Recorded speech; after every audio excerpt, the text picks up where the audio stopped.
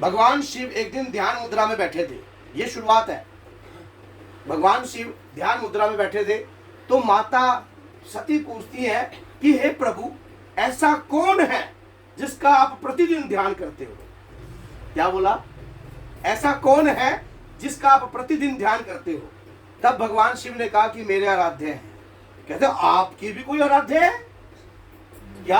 आपके भी कोई आराध्य हो सकते हैं? कहता क्यों नहीं, मैं अपने आराध्य का निरंतर उनकी लीला को देखता रहता हूं। वो भगवान शिव उस लीला को देख रहे थे जो अभी होने वाली थी, आगे युगों में आगे होने वाली थी। भगवान राम का ध्यान करते हैं। शिव किसका ध्यान करते हैं? भगवान राम का नित्य ध्यान करते हैं और उनके ध्यान में, उनकी लीलाओं में मस्त रहते हैं। तब उन्होंने, माता ने कहा, क्योंकि जिज्ञासा जो होती है ना अंदर बढ़ती है हर व्यक्ति की, तो माता ने कहा कि प्रभु ऐसा क्या है भगवान राम के ध्यान में? तब माता को बिठाकर सिंहासन देकर उनका भी ध्यान लगवाया उसी लीला पे। तब उन्होंने देखा कि ये तो मनुष्य रूप में श्री हरि विष्णु ही है और ये वैराग्य रूप में कैसे घूम रहे हैं? तो ये तो भगवान तो हो नहीं सकते। ये लीला होती है प्रभु की। क्या होती है? लीला। अब कह नहीं नहीं, ये तो साक्षात श्री हरि विष्णु है। अब माता कहती है ये मनुष्य रूप में तो नहीं आ सकते भगवान विष्णु, ये लीला होती है। तो कह रही हाँ देखो, और ये एक ही नारी व्रत है अपनी पत्नी की तलाश में। अब माता हैरान कि जो स्वयं मायापति है वो माया में कैसे घुसा है, क्योंकि श्री हरि विष्णु कौन है? माया है, समझ गए? तो माया ही उनकी निद्रा, मोह निद्रा, और वो कैसे मोह माया में घुस रहे हैं और कैसे पत्नी की वियोग में भागते जा रहे हैं और कैसे ढूंढ रहे हैं, सीता सीता कर रहे हैं। तो माता को थोड़ी सी कहानी समझ में नहीं आई। हालांकि माँ को भी सब पता है, पिता को भी सब पता है, आपको भी सब पता हो जाए, लेकिन एक लीला होती है प्रभु की, समझ गए? लीला से ही सब कार्य जुड़े होते हैं। थोड़े समय के लिए हमारी बुद्धि भ्रमित हो जाती है, नहीं तो हम पुरुष परम सागरी रूप की शक्ति को न प्राप्त कर ले। अगर हम जागृत हो जाएं तो हमारी उस शक्ति को जागृत नहीं कर लेंगे हम। तो प्रभु की वो लीला थी, लीला दिखाई। अब माता ने कहा मैं तो परीक्षा लूंगी। क्या परीक्षा लूंगी? कहते जी ले लो परीक्षा। अब परीक्षा लेने गई माँ। अब परीक्षा के दौरान अब देखा परीक्षा कैसे लूं, वहां पर माँ ने सीता का वेश धारण कर लिया। किसका? माँ सीता का वेश धारण करके भगवान राम के सामने आ गई। अब श्री हरि विष्णु बेशक लीला कर रहे थे, लेकिन जानते तो वो सब थे। जैसे ही माता आई तो माता को एक ही वचन बोला कि हे माँ, आप शंभू के बगैर अधूरी हो। अब शंभू के बगैर अधूरी हो। माँ को जब ये बात एकदम झटका लगा, और तभी माँ ने जब उस शरीर का त्याग किया एकदम उस रूप का, तो माँ को एकदम झटका लगा। ओहो, मैं ये शरीर तो धारण कर लिया और अब मैं शिव जी को क्या बयान करूंगी कि मैंने परीक्षा कैसे ली माता सीता का रूप धारण करके। तो ये तो उनके मन में ग्लानि मच गई, अंदर ग्लानि मच गई। भगवान शिव के सामने वो प्रस्तुत होगी और भगवान शिव जानकर, ऐसे तो वो योगपति है, समझ गए, हर प्रकार के योग जानते हैं और वो सब जानते हैं, हर किसी की भेद की मन की बात जान लेते हैं। जब वहां पर देखा कि माँ ने अपना अभी ध्यान नहीं लगाया था शिव जी ने, तब देखा वहां पर यहाँ भी माता सती आ गई है और आकर उन्होंने कहा कि ले ली आपने राम जी की परीक्षा? ले ली। अब परीक्षा में कौन जीता? अब माँ बोले ना, आंखों के आंसू की धाराएं बहने लग जाए। अब जैसे ही भगवान शिव ने उस ध्यान को लगाकर देखा तो तुरंत शिव वहां से चले गए। 80 लाख वर्ष तक, कितने? 80 लाख वर्ष तक माता सती के पास नहीं है और योग में चले गए, उस ध्यान कुंडलिनी योग में चले गए। जब वहां से कुछ वर्ष बाद आए तो माता सती कहती है कि आप कहाँ थे? तो भगवान शिव ने अपना कहा कि मैं तो ध्यान में था, और माता सती को अपने पास नहीं बिठाया, क्योंकि तुम मेरे इष्ट आराध्य का रूप धारण कर लिया तो अब मेरे लिए तुम बेकार हो। ये लफ्ज मुंह के नहीं है, मैं आपको देसी लैंग्वेज में बोल रहा हूँ, समझ गए? शिव जी के लफ्ज नहीं थे, लेकिन अंदरूनी बातें थी ये सारी, क्योंकि वो एक शक्ति अपने इच्छा रूपी मन को जानती है। अब जब ये बात हुई तब उन्होंने कहा कि पिताजी यज्ञ रख रहे हैं। भगवान शिव कब आए? यज्ञ से कुछ समय पहले। कब आए? तब भी एक चाहत ऐसी थी कि तुम मत जाओ प्रिय। भगवान शिव माता सती को कहते हैं कि प्रिय तुम मत जाओ, क्योंकि भगवान शिव त्रिकालदर्शी है, वो जानते हैं कि इस यज्ञ में क्या होने वाला है। और उनका व्याकुलता जो हृदय में उत्पन्न हो रही थी, सच्चे प्रेम। आज भी आप देख लेना, अगर आप कोई भी कुंवारा या कुंवारी लड़की होगी वो शिव की ही पूजा करेंगी और माता पार्वती की करेंगी विवाह के लिए। कभी भी देख लेना, पंडित हो चाहे कोई भी हो गया, कहेगा भगवान शिव की पूजा करो जाके, अगर शिव की विवाह करना है। वहां वो व्याकुलता देखी, उस व्याकुलता उस प्रेम के अंदर थी और दोनों के अंदर थी वो। अब माता कहते हैं कि आप भी चलो। अब भगवान शिव कहते हैं कि हमें तो बुलावा आया ही नहीं। अब बुलावा आया नहीं तो कैसे जाए? अब वहीं पर जब बात बोलते हैं, माँ कहते कि बुलावा आया नहीं तो पिता के घर की व्याकुलता तो खींच रही है। और हर स्त्री को अपने पिता के घर की व्याकुलता होती है, चाहे वो कोई भी हो, चाहे वो अपने घर कहीं भी चले जाए, लेकिन बाप के घर पे खिंचाव आता ही आता है। हर लड़की का आता है, चाहे विवाह करके जाए, चाहे वो बूढ़ी हो जाए, तब भी उसका अपने बाप का घर याद आता है, वो पल नहीं भूल सकती। तो कहते कुछ भी हो मैं तो जाऊंगी। अब माता ने कहा कि मैं, अब भगवान शिव ने कहा कि तुम जा रही हो, मेरी बातों की अवहेलना करके जा रही हो, क्योंकि शिव तब भी नहीं चाहते थे कि तुम अपमानित हो, तुम अपमान सहन करो, क्योंकि शिव जी को पता था सारा, और माँ को भी इस बात का पता था, लेकिन मनुष्य रूप का धारण करके अज्ञानता रूप कार्य चल रहा था सारा। अब उसी दौरान जब गए, जाकर वहां पर देखा, वहां पर तो भगवान शिव के लिए सिंहासन ही नहीं है। शिव भगवान के लिए सिंहासन नहीं था वहां पे। ये रूप देखकर माता और सती को आने से भी रोका जा रहा था। जैसे ही देखा कि पति का अपमान, कहते कि पतिव्रता औरत, साक्षात मां सती से बड़ी पतिव्रता औरत कोई नहीं है संसार में। और उन्होंने स्वयं देखा वहां पर अपने पति का अपमान होने के तुरंत बाद उन्होंने वहीं पर अपनी योग देह का धारण कर ली। अग्नि भी नहीं जला रही थी। अग्निदेव को कहा कि मुझे भस्म कर दो। अग्निदेव कैसे भस्म करे? जो स्वयं योग माया है और जो स्वयं योग अग्नि है, उस अग्नि कैसे प्रज्वलित हो जाएगी? स्वयं अपनी योग विद्याओं की इच्छाओं से मां ने अपनी देह को भस्म कर लिया। और तब मां अपने पुण्य चंड रूप में प्रकट हुई और तब बोल दिया कि हे दुष्ट, मैंने इच्छा से तेरे घर जन्म लिया था, मेरे पति का जो तूने अपमान किया है, ये तेरा यज्ञ अब विध्वंस में बदलने वाला है। मां आगे जब मां कहते ना कि कुल देवी रुष्ट हो गई, कुल देवी आपके घर की जब रुष्ट हो जाती है या कोई भी शक्ति आपके घर की रुष्ट हो जाती है, तब कुछ नहीं रहता घर के अंदर, तब बर्बाद ही बर्बाद होएगा। तब आपके घर में कुछ नहीं चलेगा। कभी आप सोच रहे हो, फिर आप चाहे किसी देवता की शरण में चले जाओ, क्योंकि जिसने आपकी कुल की शक्ति आपने जागृत करी है। और माँ के बगैर इस संसार मिथ्या है भाई। कभी आप सोचो, माँ से बड़ी शक्ति कोई नहीं है संसार में। और जब वहां पर देखा, साक्षात भगवान शिव इस चीज को देख रहे थे और अंदर ही अंदर उस भगवान शिव ने अपनी योग माया को जब देखा कि योग अग्नि से अग्निदेव ने भस्म कर दिया है, तुरंत अपनी जटाओं से जटा कक्ष निकाली और वो मारते ही वीरभद्र नाम के एक, जो कि भगवान शिव के वीर है, उनका प्रकर्षम हुआ।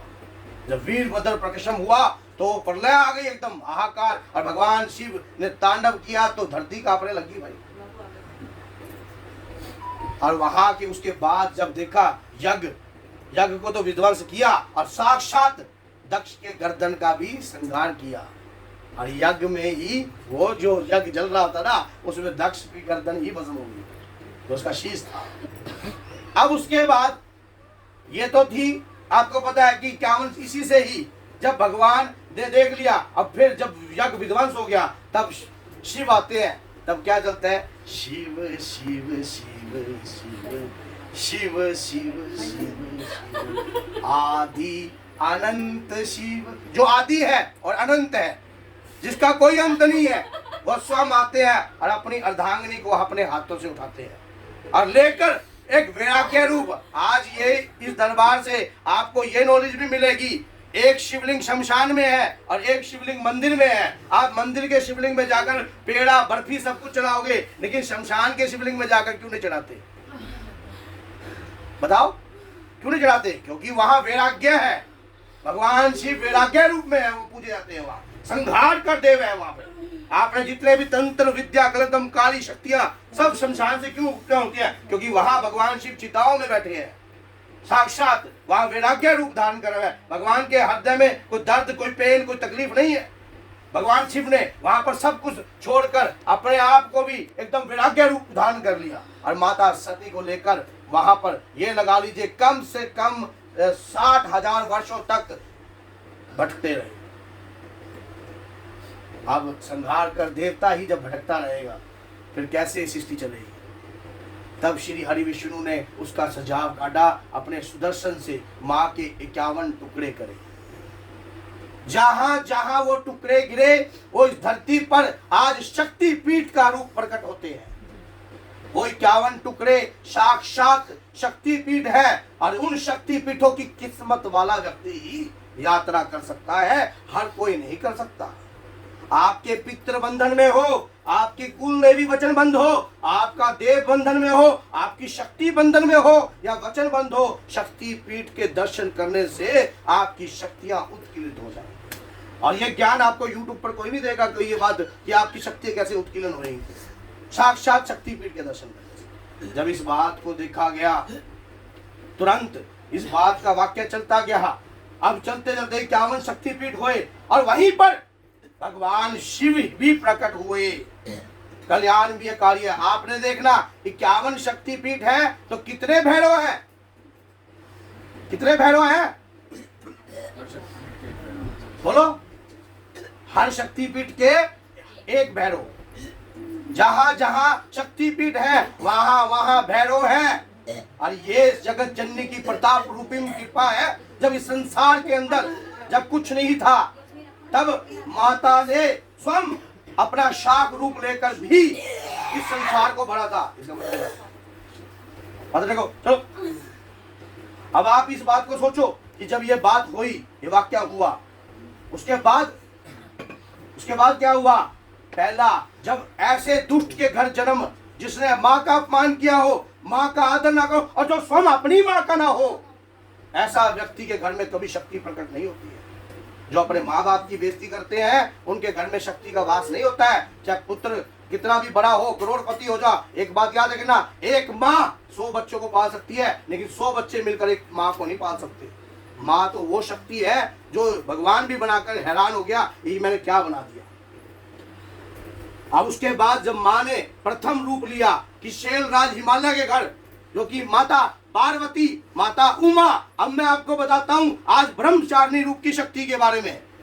उस ब्रह्मचारिणी रूप की शक्ति कैसे माँ ने धारण करी?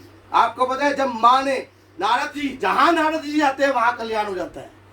जहां नारद जी जाते हैं वहां कल्याण हो जाता है। नारद जी ने जाकर माता पार्वती को कहा कि आपके तो रूप, आपके जो पति है वो वैरागी होंगे, सर्पों की माला होगी, मृग की खाल में होंगी और भस्म रमिया होंगे और चेहरे से भस्म लगाकर कुरूप दिखेंगे।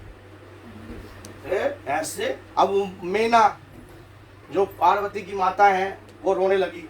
अब कोई माँ चाहेगी कि मेरे पुत्री को ऐसा मार जो गले में नागों की माला पहने बैठा हो, है स्वयं पशुपति रात सब ऐसे बैठे हो।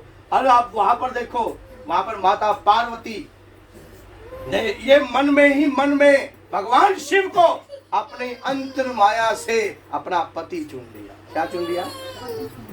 अपना पति चुन लिया और लग गई उनकी तपस्या में। आज मैं आपको बताता हूं माता पार्वती ने भगवान शिव को पाने के लिए कितनी कठोर और कितनी कठिन तपस्या करी है। इस संसार में आज तक कोई ऐसा पैदा नहीं हुआ। स्वयं ब्रह्मा जी के वचन है इस बात पे।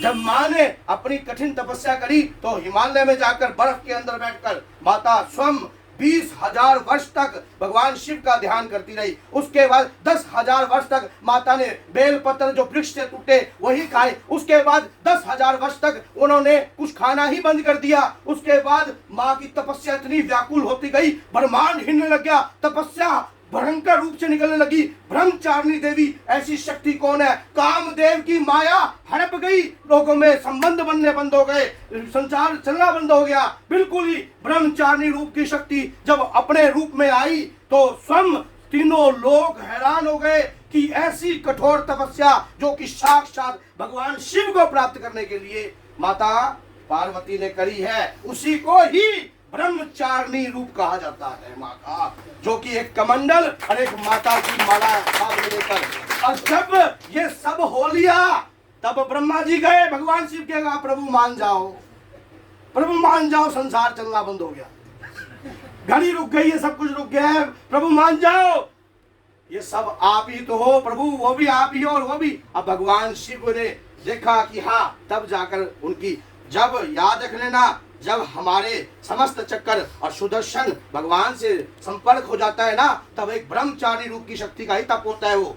और जो तप जब हमारा चलता है लगातार माला मंत्रों से, उसी से ही शक्ति और एनर्जी प्राप्त होती है।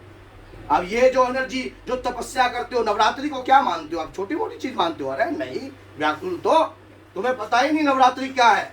नवरात्रि अशिष्ट रूप ब्रह्म शक्ति, साक्षात साधना, साधना करने के लिए ही नवरात्रि होती है, जो इस संसार में शत्रु का दमन करने के लिए, स्तंभन करने के लिए, यहाँ तक कि जो गलत प्रकार की क्रियाएं तुम्हारे परिवार के प्रति करते हैं, तुम्हें घेरने का प्रयास करते हैं, तुम्हारे धन अर्जित करने का प्रयास करते हैं, नवरात्रि में वो सब कुछ प्राप्त कर सकते हो जो इस संसार में आज तक नहीं प्राप्त किया। ये 9 दुर्गाओं की नवरात्रि जो है बड़ी ही पावन है और बड़ी ही पवित्र है। अगर जिस नवरात्रि को आप सोच रहे हो कि ये छोटी नवरात्रि है, नहीं, ये तो जिंदगी को बना देंगी तुम्हारी, तुम्हें इस बात का पता नहीं है। और जिसके आपके घर में प्रेत बढ़ जाए, अगर आप नवरात्रि के अंदर अखंड माँ की पूजा करो,